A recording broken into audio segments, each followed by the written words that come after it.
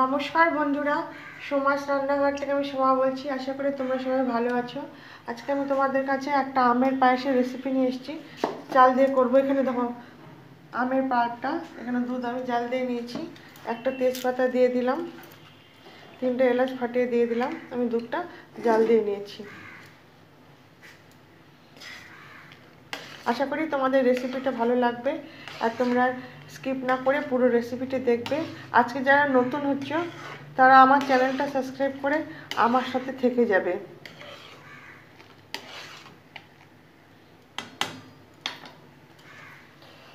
গুঁড়ো দুধ নিয়েছি, একটু দুধের মধ্যে গুলিয়ে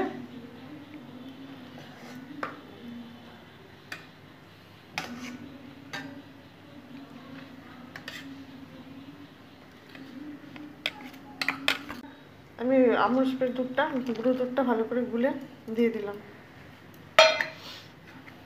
তাহলে আরও ঘন হয়ে যাবে আর টেস্ট অনেক বেড়ে যাবে, যেহেতু গুঁড়ো দুধে মানে আমুল দুধে মানে অনেক টেস্ট বেশি হয়।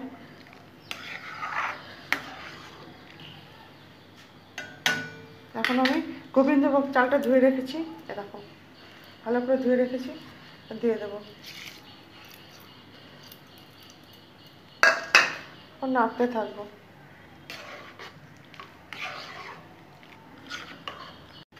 আমার চালটা সিদ্ধ হয়ে গেছে।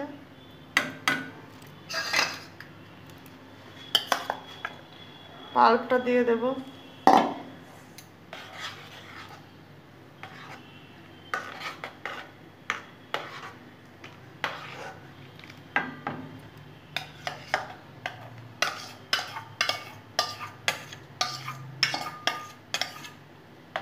ভালো করে আমি নেড়ে নেব। ছড়িয়ে দিলাম।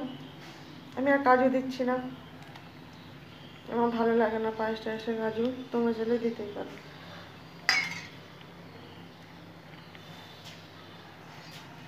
আমটা একটু মিষ্টি ছিল, আমি চিনি দিলাম। তোমরা চিনির পরিমাণটা আমটা যেরকম থাকবে সেই অনুযায়ী বাড়িয়ে কমিয়ে দেবে।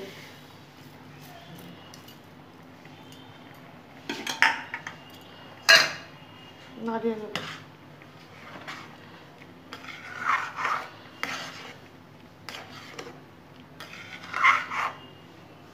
কি সুন্দর কালারটা এসছে আমের পায়েসটা হয়ে গেল।